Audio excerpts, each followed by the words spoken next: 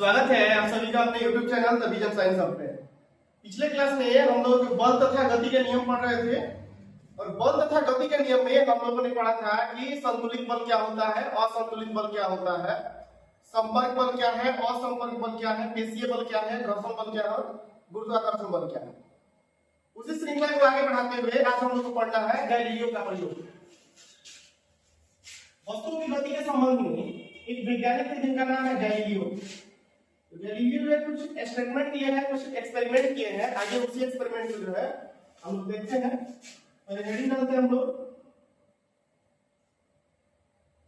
Galileo का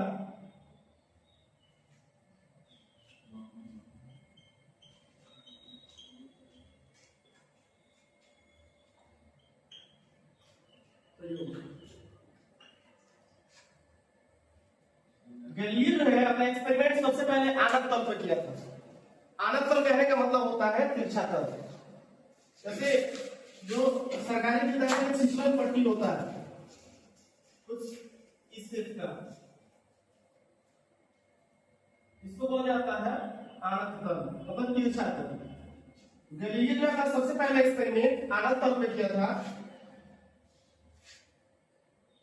जैसे मान लीजिए कि शिक्षण पट्टी है जो सरकारी विद्यालय में बनाया जाता है, तो सबसे पहला एक्सपेरिमेंट था कि यदि कोई वस्तु आणत तल पे ऊपर से नीचे की तरफ यदि गति कर रही है, मान लीजिए कोई वस्तु जो है, कोई गेंद है, हम इसको यहां से लुढ़का रहे हैं, इस डायरेक्शन में इसकी गति होगी। एक्सपेरिमेंट था पहला कि यदि कोई वस्तु आणत तल पर ऊपर से नीचे की तरफ गति कर रही हो तो उसमें जो है त्वरण उत्पन्न होगा।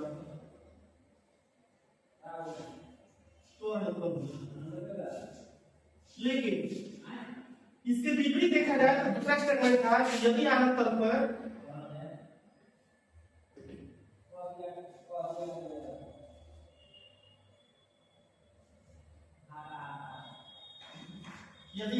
पर कोई वस्तु यदि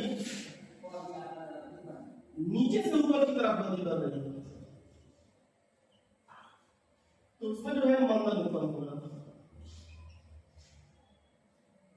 और तीसरा स्टेटमेंट था कि यदि कोई समतल सतह है जिसमें घर्षण बल काम नहीं कर रहा, हम यहां ले सकते हैं घर्षण रहित समतल सतह।